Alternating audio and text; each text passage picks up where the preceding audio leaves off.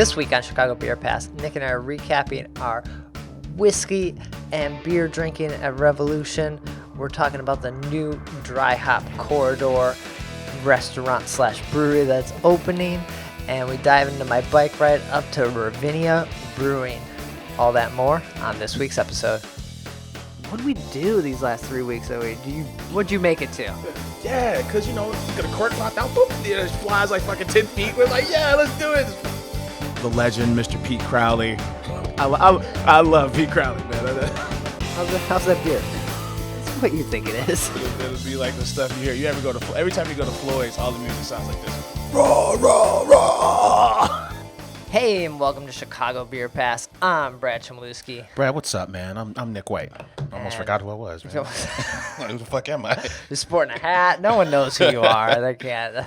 I know you're rocking that Ravinia hat. Yeah, man. I got my trucker hat with the red rooster on it, courtesy of Mr. Loose Keys over here. Looking sharp. Right on. And then we are drinking something we rarely drink. Yeah. Hop Butcher. It's been a while, man. This is the Halogen Farm, right? Mm-hmm. So they've all these other cans kind of have got that sketchy, kind of edgy art illustration vibe. Man, there've been a lot of pivots on like name changes, right? We were talking about Adam Street, and they were Berghoff, right? Yeah. And then there's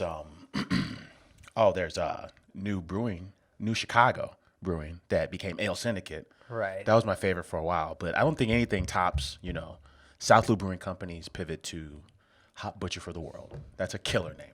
And they are killing it. Yeah, man. The people's choice, man. You go to any festival, there is a line around the block. And for good reason, all the beer, every time I have something, it's good. Like I'm not, you know what you're getting, right? You're getting haze.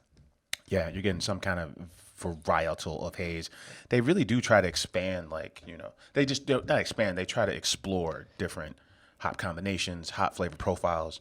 Everything from the dank and grassy to the tropical. There's some good mango, pineapple, tropical vibes in this one, but they're all not the exact same. They change in body. They definitely change in hop profile. Right. So I can kind of dig that. Yeah, I do get that pineapple. I almost get like a lemony. It could be the can making me think lemons, but it's like a creamsicle, like a light creamsicle kind of taste going on, especially in the mouthfeel. It's just smooth and then it's gone. It's good, but I'm also disappointed that there's no other flavors. Like it goes away so fast, right? Yeah. It's a pleasant, easygoing situation at 7.5, and that's what I like. There isn't a lot of linger, and so it's not as some hazes kind of lean overly ripe, sweet, milkshakey. This is kind of like it dries up nicely. Yeah. I'm digging it. So we'll crush these cans here. Since we rarely have Hop Butcher. Yeah. I don't even have it at festivals because I can't. I'm not waiting another You're one. like, fuck that line. Yeah. This was the only cans that were available at Binny's when I was over there. So I was like, all right, let's do it. It's a good call. Very, very tasty beer. All right. So then Nick and I, we got after it. You've been watching Instagram. The stories have been blowing up. Yeah. The photos. We've been all over this great city of ours. Taking care of business. We do this for you, Chicago, and beyond. So diving right in, the day after we recorded here, we teased it a little bit. We went and drank some whiskey. Yeah, man. We hung out with the Revolution and their collaboration with Jameson, Caskmates. Mm-hmm. So if I got it right, this is year 3 of Caskmates. Okay. Caskmates is when Jameson, they get together with a brewery. They take a beer, they season some whiskey barrels, and then they add their whiskey to it to impart flavors of said beer. So it hasn't been 3 years with Rev? No, just I want to 3 say years of Caskmates. 3 years of Caskmates. But 2 years with Rev. See, I don't know. See, this is their first year with Rev. Oh, okay. But Rev did, like the Jamonilla we had was a stout aged in Jameson barrels, and maybe that's why we think it was done last year. Oh, okay. Right? All right. So if I got it right, Guinness was the first one, right? Makes sense. And then the second one was this 8 Degrees in Ireland. And then this is the third year where it's 2 crews, both American crews, Bale Breaker on the West Coast, like in Yakima Valley, BALE Breaker. Okay. And then the Revolution from Chicago, Chicago's largest independent craft brewer, Brad. Yeah. Yeah. So who's that? Lagunitas and Goose are probably bigger, but Rev's independent. Yeah, not independent. Yeah. Not independent. Yeah. So we were there for a dinner/tasting. We were tasting a whiskey, a beer, and then having some food with it. A little 3-course meal. Yeah, a little 3-course meal with a nice dessert feature. This was upstairs in the Brewers Lounge. I haven't been there forever upstairs. Mm-hmm. We talked to Josh Deeth. He was saying how, the plan is to just have celebrations there, weddings, graduations, and that just kind of, and just leave it at that and not really have it open to the public for like overflow or anything. So I kind of make it an event space. Keep it an event space only. Yeah. And so I dug that. And so there was like, what, 30 people in this thing? Yeah, 2 tables, 2 long, family-style tables. Mm-hmm. Some dude, what's his name, Crazy Gary? He was sitting in my seat when I came back from getting a cocktail. Oh, so there's a cocktail when you come in this joint.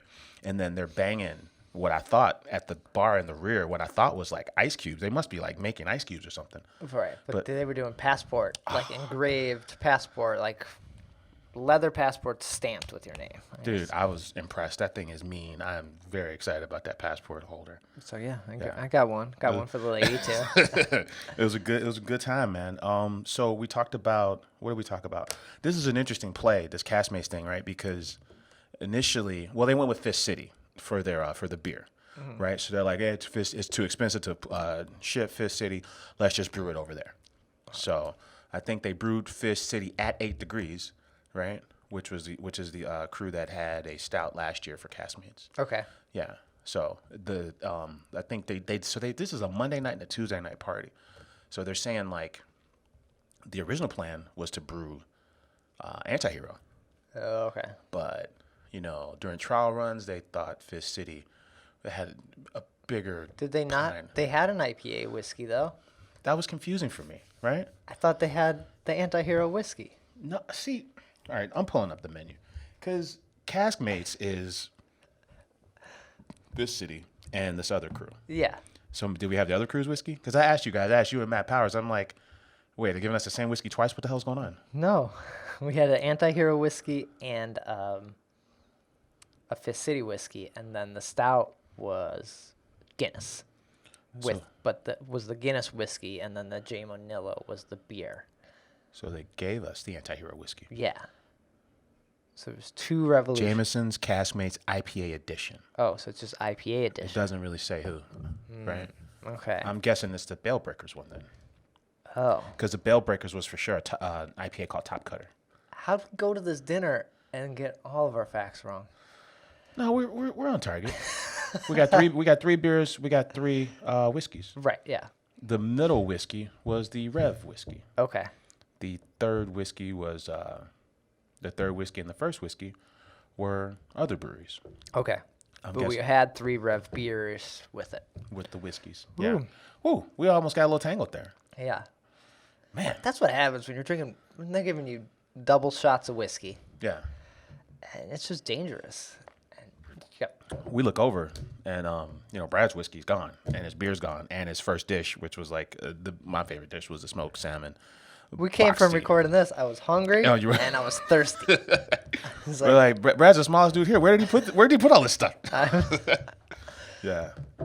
I thought it was interesting. I'm like, well, what'd you do with the Fist City that you seasoned the barrel with? I mean, like, I want to try that. Yeah. Like, it didn't meet our standards as a standalone product, so we destroyed it all. Oh, so bummer. That was interesting. But the Fist City brewed over there sits in for 6 weeks in a Jameson barrel. And then they dump it and they store Jameson in it for 1 month. Okay. So you're talking like 2.5 months or so of aging. Nice. Okay. Yeah. So. And that J. Manillo, right? Yeah. We were talking to Josh Deeth. We got a photo with him. Yeah, man. And he was saying it sucked. He said it's a shadow of what it was, basically. Yeah. Not that it sucked, but he's like, it didn't meet his high quality standards. He's like. For me, I never had this. I was like, oh, this is pretty damn good. I have no base. What did it taste like when you guys first dropped it? Because I think it's great. It's on nitro. It's like a massive 13-14% beer. I think they racked it on vanilla after they aged it for like a year or whatever. Mm-hmm. And it was fantastic, man. Like no lingering booze at all. Just big chocolate deliciousness. Yeah. creamy. It was really nice. He said he was picking up some of those like maybe off flavors you might find in them, but he's the brewer. He brewed it, and he drinks way more beer and is way more knowledgeable than us. All he did was found Revolution Brewing. Yeah. We have yet to found our brewery, so there's that. Beer past the brewery. That'd be a good brewery though. Yeah, we party hard as fuck. Yeah. I'm not too We would definitely have a passport. Friday night passport station on deck. Man, the cool part about talking to Josh, well, he owned Handlebar, which we've all been to, and he had to sell it because you couldn't have a brewery in the bar at the time. And we were talking about the oldest breweries in town and how Rev's coming up on year 10. So we run down the list of what we thought were the oldest breweries in Chicago proper, right? Yeah. So I think the list was 2010 included, Haymarket and Rev, Goose, Metro, Peace, right? And Argus, because, just did the Argus story because they were on the boat. And he's like, well, don't forget Rock Bottom. Yeah. And I'm like, I totally forgot Rock Bottom. He was discrediting Argus. I'm like, listen, Josh, I know they're not in the book, right? And we always give them shit because they're not in the Beer Miskers book.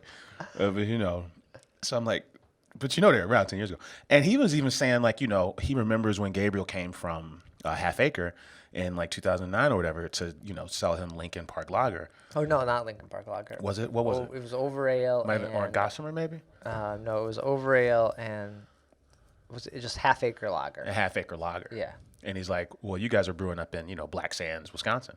So he's like, yeah, Half Acre is 10 years old, but they haven't been brewing in Chicago for 10 years. So we're getting like some very specific details about. I know. It was kind of like, let's look at the facts here. Yeah, it was a good talk, He's a fun guy. We'll have to get him on camera or get him on podcast at some point. We got a few new contacts over there, Now that they're not pushing this Rosa so hard, they're fine with us. Fucking Rosa, man. The bane of my existence, that fucking Rosa. Oh, so Anti-Hero was the first choice, right? And then they're like, well, let's do Eugene Porter.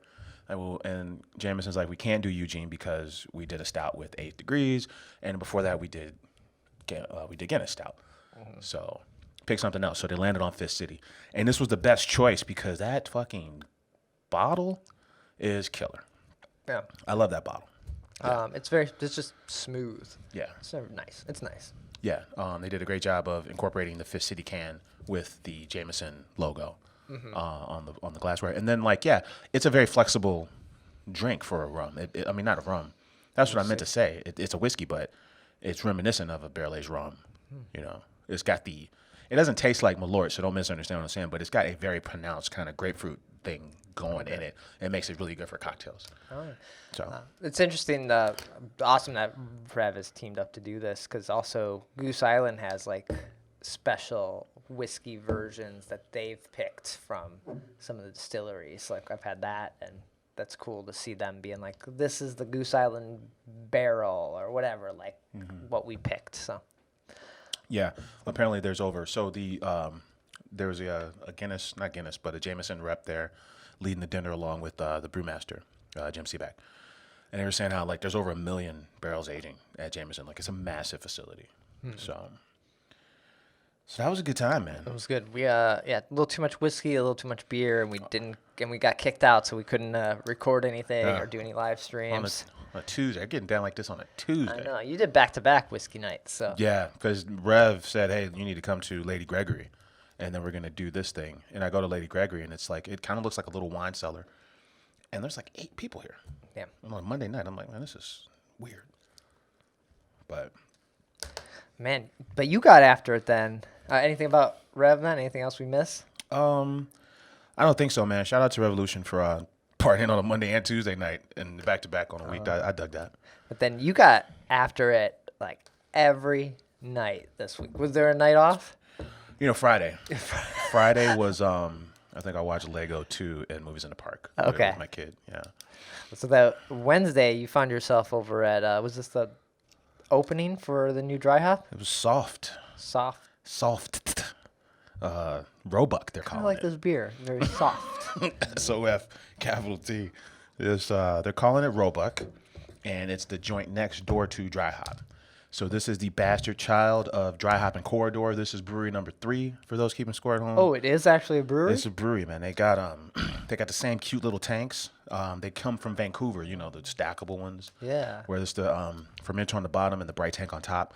Now they're the beer's coming in, the wort, I should say. The wort is coming in from next door. Okay. Right. But they're fermenting and they're serving next at Roebuck. Oh, okay. I didn't realize this was. I thought it was just a new restaurant. Okay. Yeah, it's a restaurant and a brewery. And a brewery. It's Okay. it's a pizzeria brewery. So it's gonna be pizza. Yeah. Okay. Straight pizza, Neapolitan they're calling it. New Neapolitan. Right. Okay. So apparently, there's only 5 or so official Neapolitan joints in the city, and there's like a certification you can get because to be classified as Neapolitan, you have to use a certain type of tomato, and your clay oven has to be from the ashes of like Mount Vesuvius or some shit. Like there's some very strict like stupid European rules. So they're like, stuff. They compared it to the Rhine, the Rhine hot.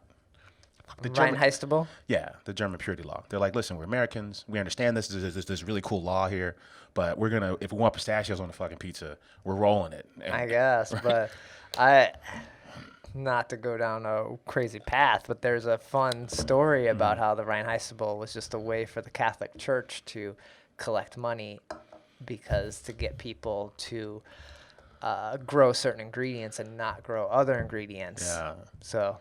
Yeah, this doesn't surprise me at all. Yeah. So what's this Neapolitan rule?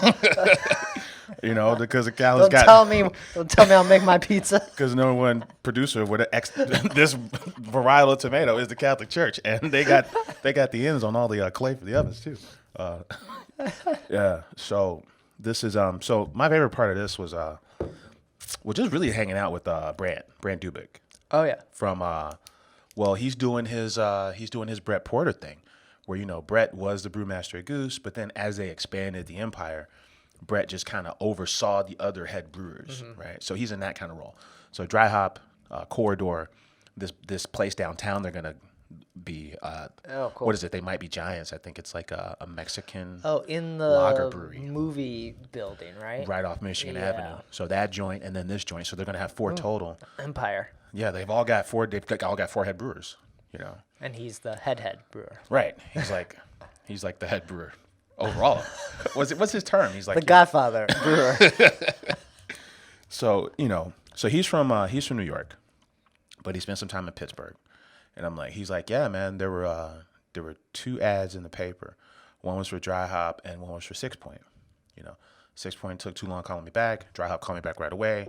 I packed my stuff from Pittsburgh. I moved to Chicago. I'm like, he could have easily been at 6 Point. That's funny. Yeah. So, and he spent time at that Church Brew Works in Pennsylvania. Oh, that's a cool spot. Yeah, it sounds like they were going to turn it into like a parking lot or some, whatever, a TGI Fridays or whatever.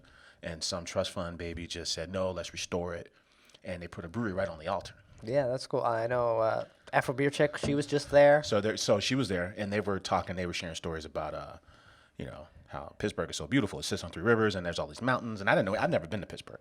It's a cool town. You just kind of like that church works. It's like up on like I don't want to say hill, but like it goes up the side, and when you're coming up to it or out of it, you're just like looking down at kind of the city, and so it's cool. It sounded cool. So we got to talk about that, and his partner on the project, I forget his partner's name, but like this serial entrepreneur, and this guy's excited. He's in the kitchen with the apron on, they're whipping out the pies, and he's super excited about the process of opening new locations. And I'm like, so how is it for you, as as the head of all the brewers? He's like, well, we got all our systems in play. We got our playbooks in play. It's still fun for him. Yeah. So we're sampling Oktoberfest out the Bright Tank. Nice. That Dry Hop Pils. What was it? The Dry Hop Lager that we had at Oak Park, that was there. Okay. And something called Always Phoneless Hefeweizen. Nice. Those are going to be the debut beers. I think 3 to 5 beers, just super palatable to go with pizza, and they want to stay open a little longer than Dry Hop stays open. Oh, okay. Yeah, this place looks great. So you could do 2 breweries like door to door. Yeah, it's like this will have its own menu of beers. Man, that's cool. So you just got a picture with Brent at the Oak Park so too, we're like hanging out with the Alarmist crew. Right, and Chet Brett, like long time no see. He said Chet Brett might be going back to New York. What? Yeah, he said he's going to take his Cadillac. He's a free agent right now. He might just hop in his Cadillac Drop the top. But he's like this icon. Or He's a legendary figure, legend, man. yeah. You know, I love He will Chet. become an actual legend if he leaves us. Yeah. How did the pizza compare to maybe like a piece pizza?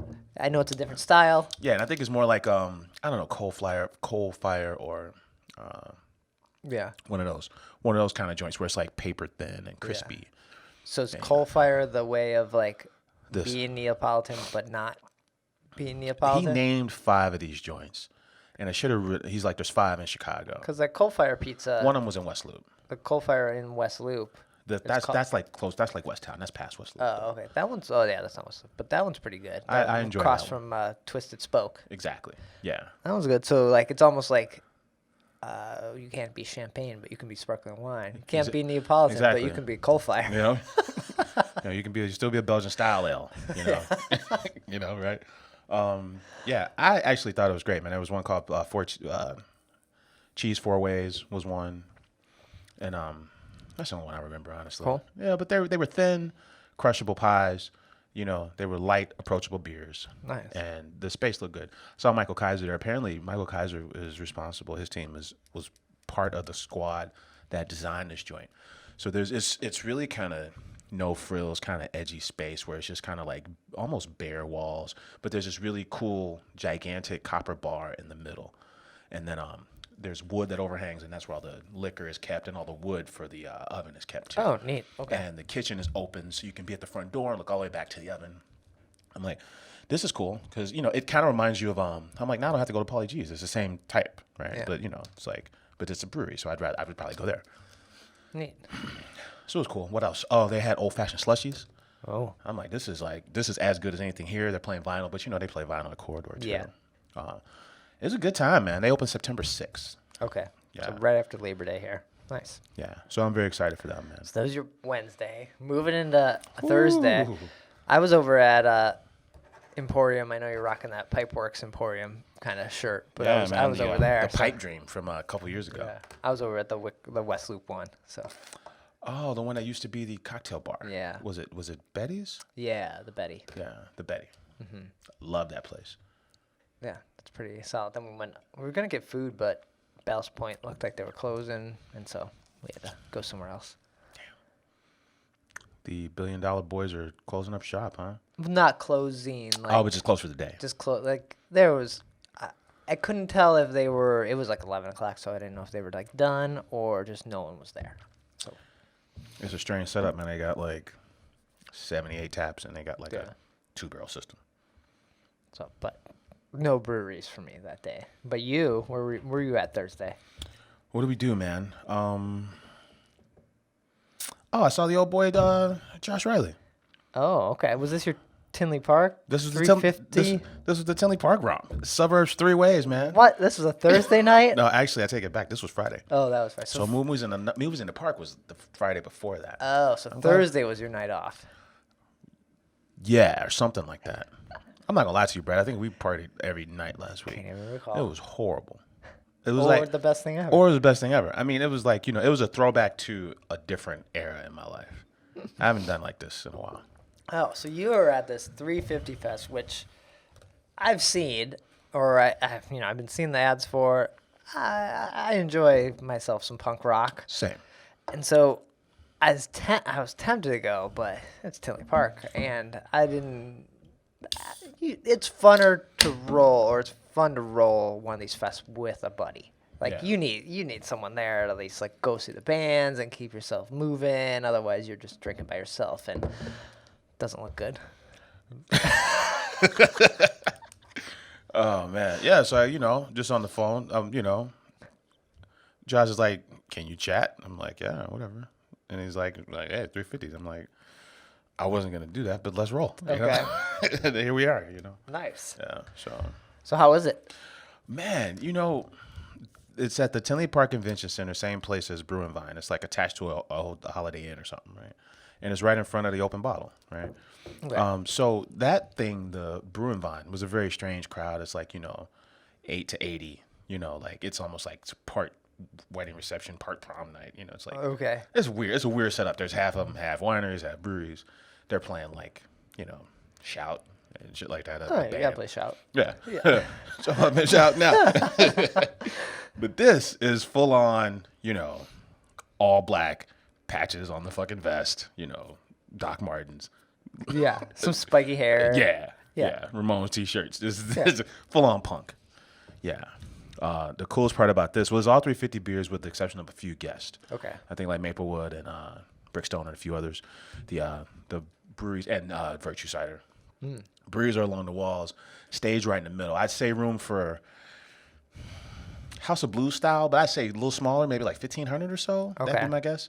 And then all the vendors are in the back, And but dude, in between each set is wrestling. What? There's a wrestling ring, so Man, I should have went to this. It would have been stage on the far end, hilarious. and at the back, right in between the vendors and the cocktail stuff and the smokers pit, is a fucking wrestling ring. So instead of waiting for the next act to come on, you fucking turn your attention to the rear of the crowd, and there's a full-on fucking wrestling match there. I'm like, these dudes got this shit figured out. This shit is fun. Oh, Yeah. shit. I'm gonna have to go next year. It was good, man. And then How do we get media passes? This? How Josh get on this list? How does Josh get on these lists? We gotta start. We gotta start our own paper. now we're starting a bar and a weekly newspaper. Because it's weird. First time I met Josh Riley was at Publican, and there's like, NPR had a Strange Brews. They were there. I was there. The Tribune was there. The Hop Review was there. And fucking Josh Riley from the Kankakee Journal was there. Man. Like, he's on the weirdest list, man. We should just come out with some sort of zine. Beer pass zine. We'll print out our Instagram photos. You start calling everybody we know. We'll scribble and we'll photocopy it at Kinko's. This is Nick with CPP Zine. I got this opportunity I'm going to talk to you about.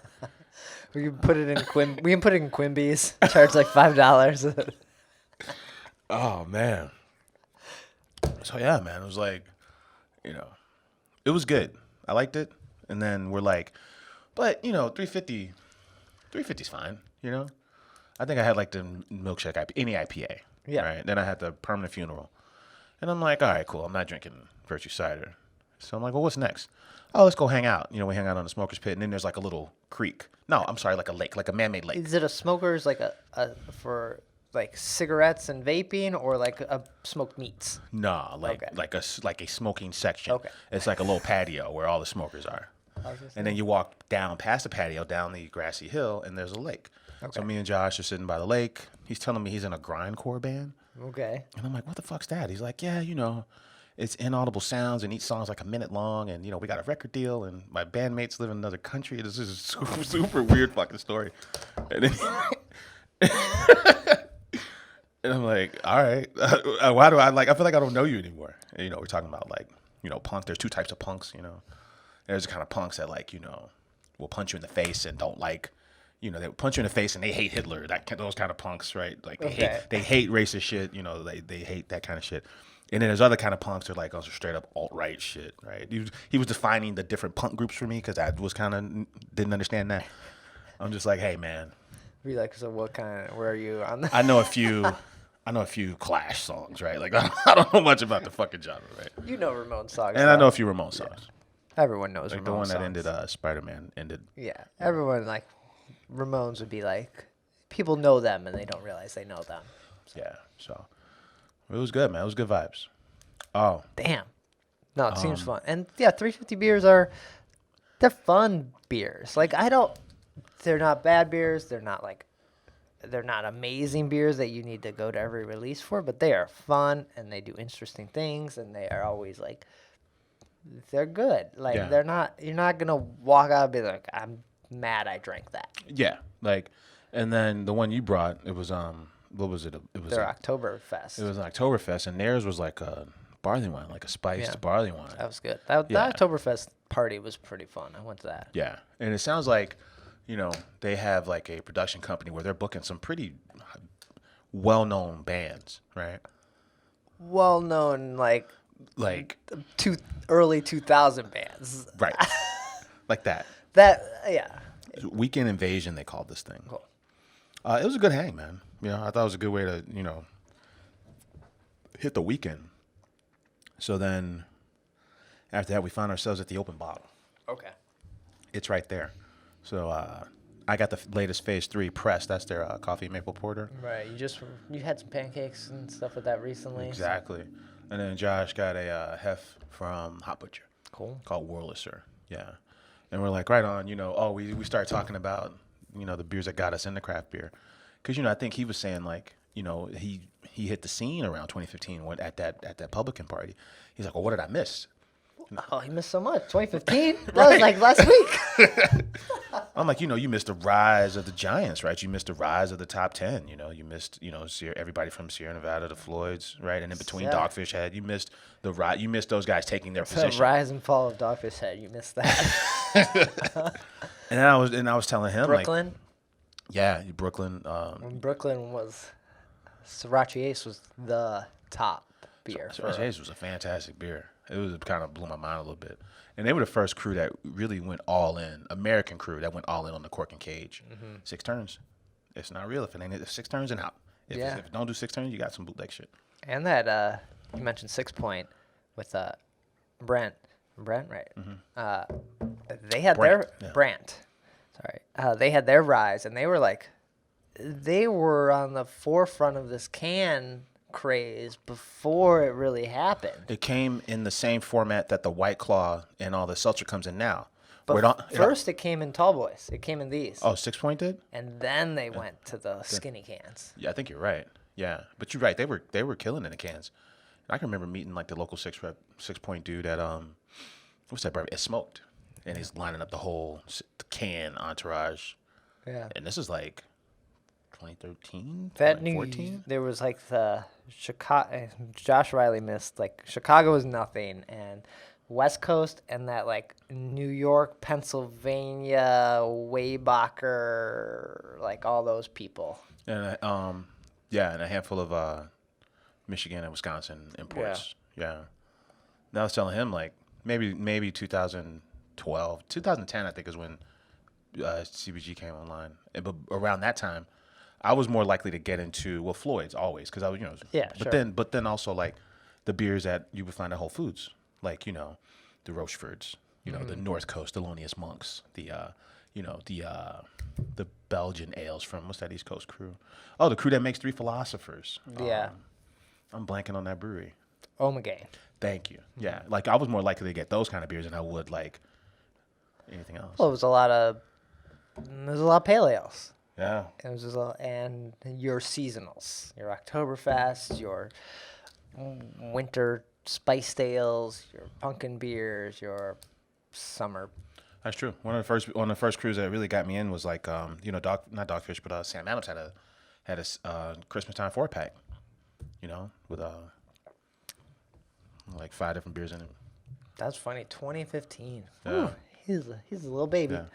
So then, lo and behold, we're shopping open bottle, and then boom, there's wine barrel aged Three Philosophers in a can.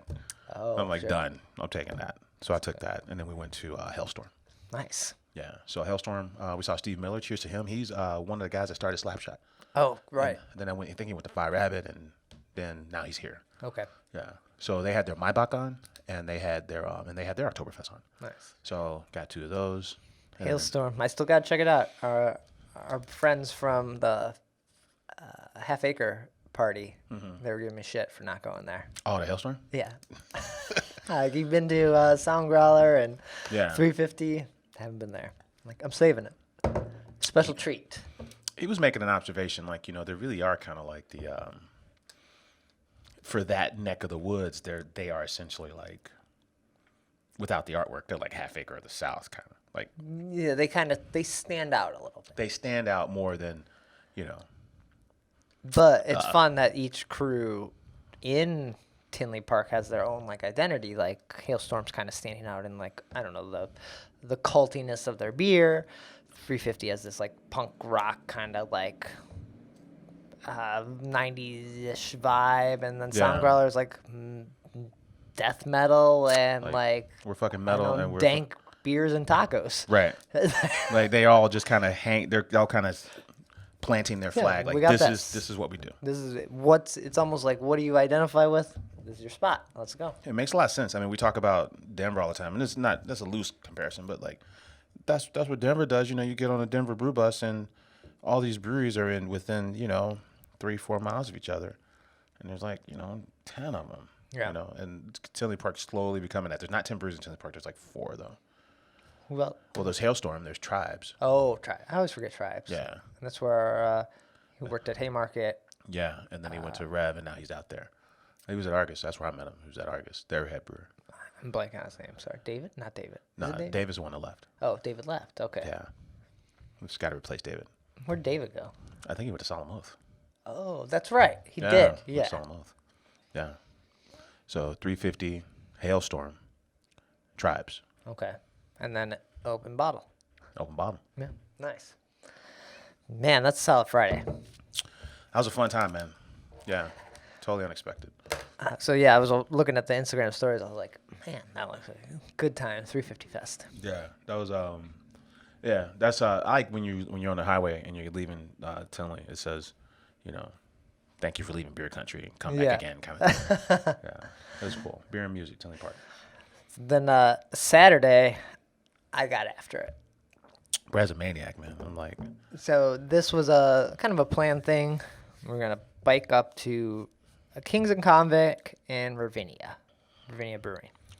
now this is in Lake County, Yeah. Highland Park, Illinois. Yeah. You say it so casually. So there was like, there could have been as many as 10 of us. Mm-hmm. There ended up being 4 of us that went. And we decided to start right at Twisted Hippo because it's right near where you could get on the lake path right there in the city. So I was like, this is a good spot to start. They open at 10 o'clock. We can get a beer. If anyone needs to eat something, they can do that before we ride. So went there, 10 a.m., Twisted Hippo. It's a good looking space. Yeah. We recorded the ep there. Yeah, it was nice. I had the bee sleeves. Yeah. Nice little honey beer that they got. It was Yeah, they do like a modern interpretation of classic styles. Mm-hmm. Honestly, yeah. It does seem like when we did our like little pre-interview or post or before they opened, we were talking to Carl and them about their beers, and it seemed like they were they had always been kind of wild, like, or not funky, but like just crazy, like ingredients, and it almost seems like that's been dialed in a little bit, and it might be being in a neighborhood, just having beers that people want to just drink every time they come in. Mm-hmm. So they're still fun beers, but they're turned down a little bit. They were all at like 11 before, and now they're at like, I don't know, 9 in the craziness, like a little more subdued than before. They're like, hey, let's turn it down. Let's maybe make it a little more approachable for a second. Right. And they have food, so you don't want a crazy ingredient beer and your burger. Like, how's this toasted marshmallow with gobstoppers gonna work? Makes sense. Yeah. So I think I enjoyed their beers when we were there, but I really like this Sleaze Bees, and had a couple other beers that other people got, and they were really nice. Like, I hadn't been back since we did that interview, so it was cool to revisit that. Yeah. Yeah, I love their space. Their space is dope. So then we hit the road. We're thirsty on this ride. It takes 20 miles from Twisted Hippo to get to Kings and Convict on your bikes. No, the longest ride I've ever taken was Riders Park to downtown. That's about 10 miles. Okay. You have now just doubled my longest ride ever with this Twisted Hippo to Kings and Convicts route. 10 miles is your kind of like, you're bored. Like, that's the moment where you're like, yeah, this is a scrimmage. We're sparring here. This isn't a real thing. We're just what else do we got going on? This is a little throwaway route here. But we had to power through. Man. Got to Kings and Convicts. A couple other people there. It was pretty quiet. The Highland Park art festival was going on, so that town, it was hopping. Like, it was like tons of traffic. It was like being downtown Chicago during the week. It was busy. I believe it. Kings and Convict, we had a couple beers. Hung out there for a little bit, but we were pretty hungry. They don't have food. I do dig their beers. They have this like English vibe kind of thing. So they're all like kind of like maltier and a little more body to them, which is kind of perfect after biking 20 miles. You kind of want something filling.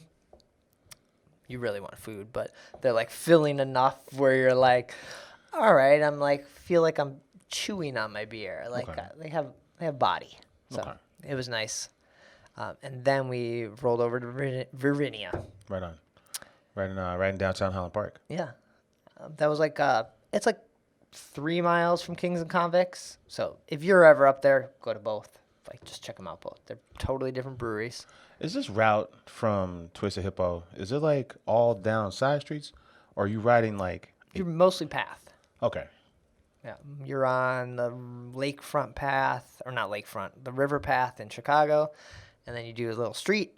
And then you get on this Green Bay Trail. Oh, yeah. So just north of the city, like Evanston, basically. Yeah. And then you kind of, that ends, or it kind of starts and ends, and you can ride the streets. It's easier to ride the streets at that point, so we did that. Okay.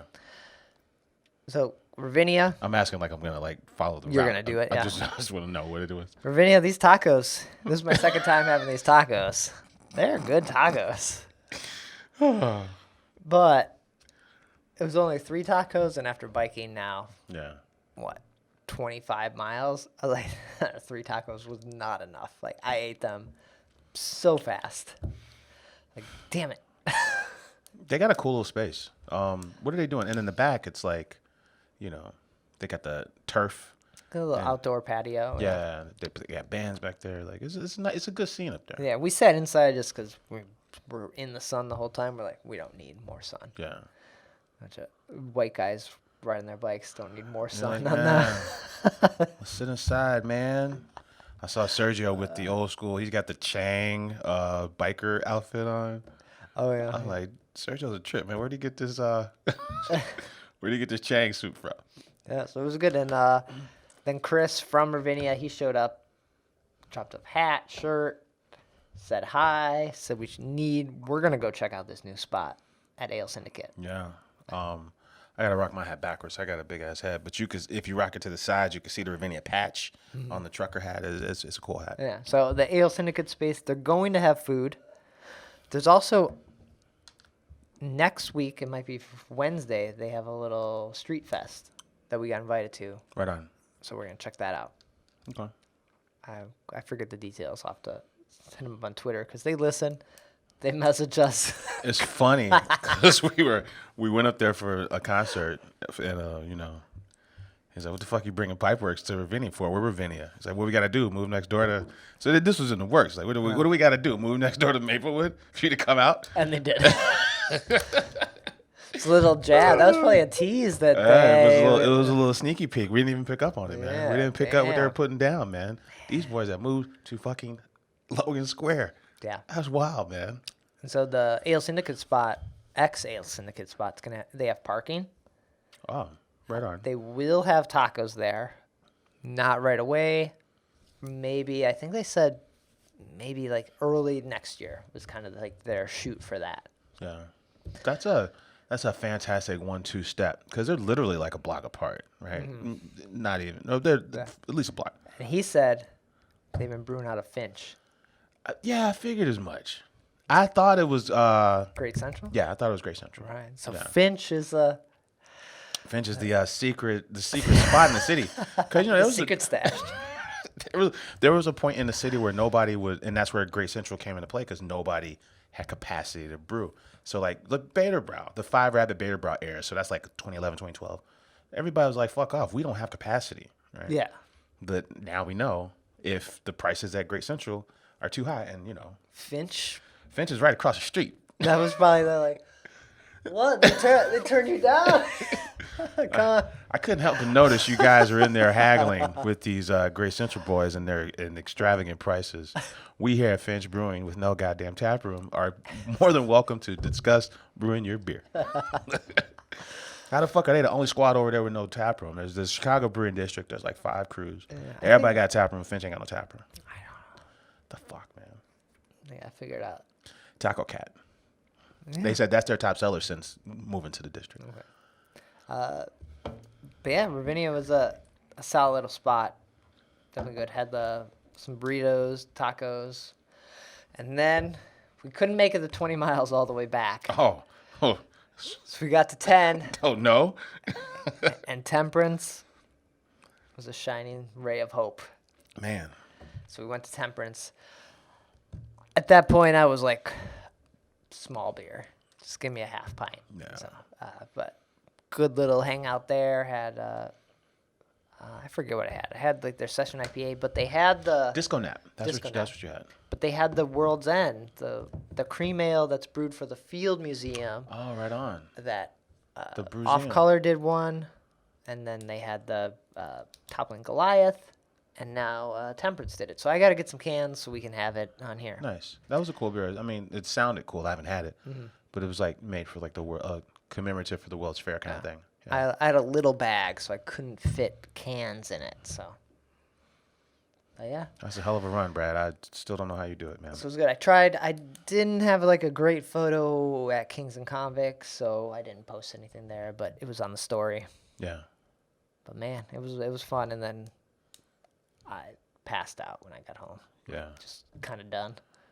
You know, another note about Ravinia. So, do they remain Ravinia Brewing at that point? I think so. I know we heard rumors, or we talked about like Ravinia wanted money for the name or like kickback, but I think now that they have the spot kind of in Highland Park, that's sort of Ravinia. I would assume now, is this a move? Because, you know, like... No, they're going to still keep the spot. Oh, because they're not brewing there. I think they're taking all the beer that was being brewed at Finch. They're going to brew it now at this new spot on over by Maplewood. Yeah.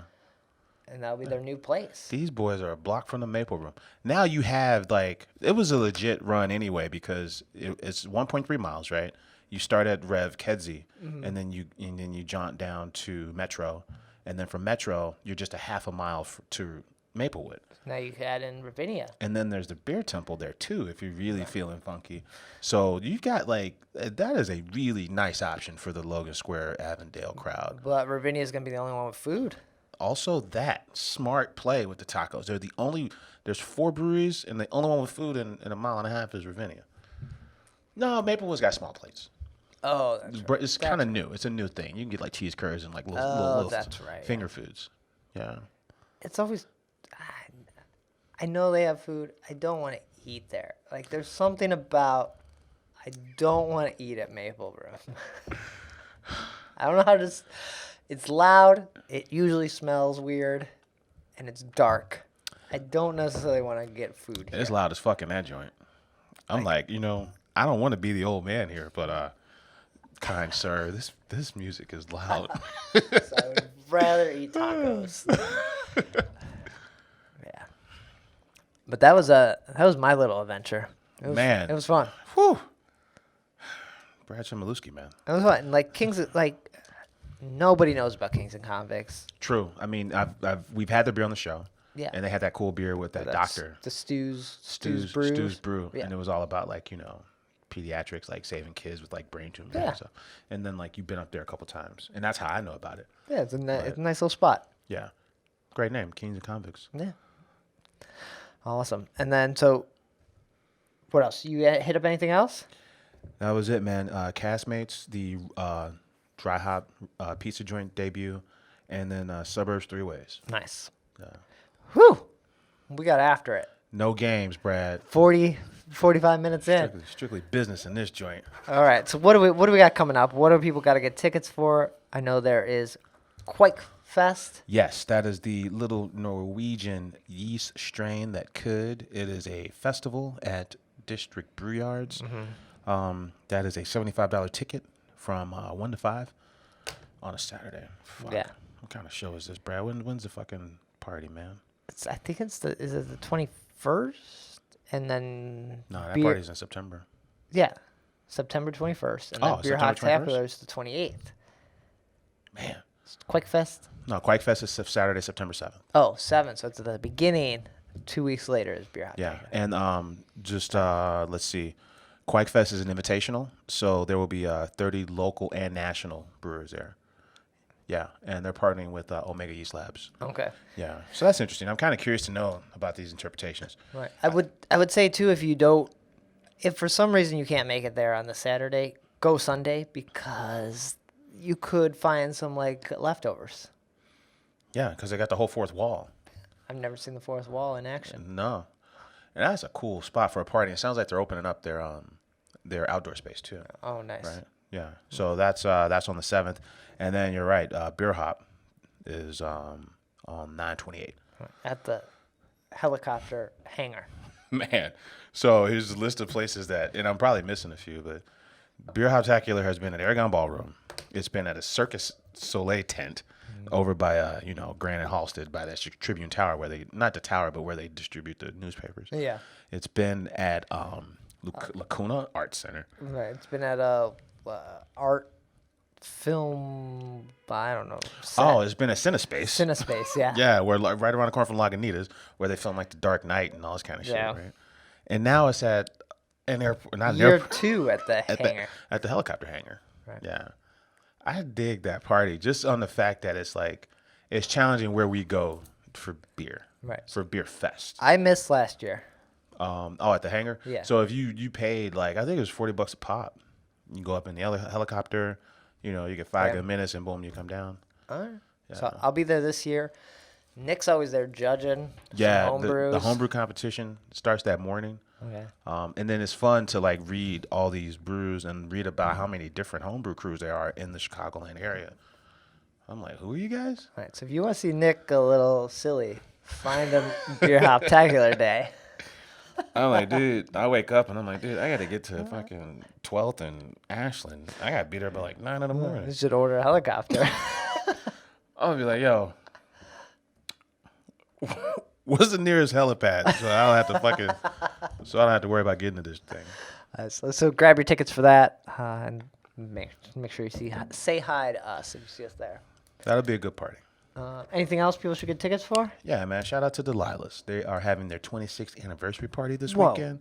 Yeah, Delilah's has been open. They created a whiskey for this thing, and they've been open since 1993. Wow. Every day. Josh Riley missed out on that.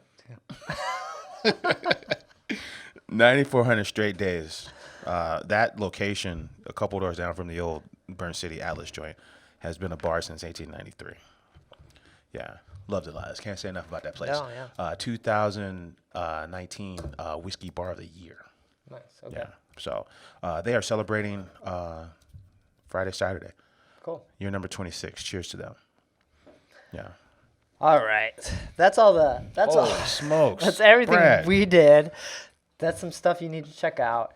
We're getting bad about like just stuff happening this weekend. We're trying to make sure you get tickets for things coming up, but there's always lots of good stuff happening. Yeah. A little bit of news before we get out of here. We already talked about this Ravinia shenanigans that they got going on. Cheers to them. They are bringing operations back in-house. They're going to be in Logan Square. Very excited about that. And accessibility. We'll talk to them more here soon, do a full episode. Right on. Let's do a little bit of news, right?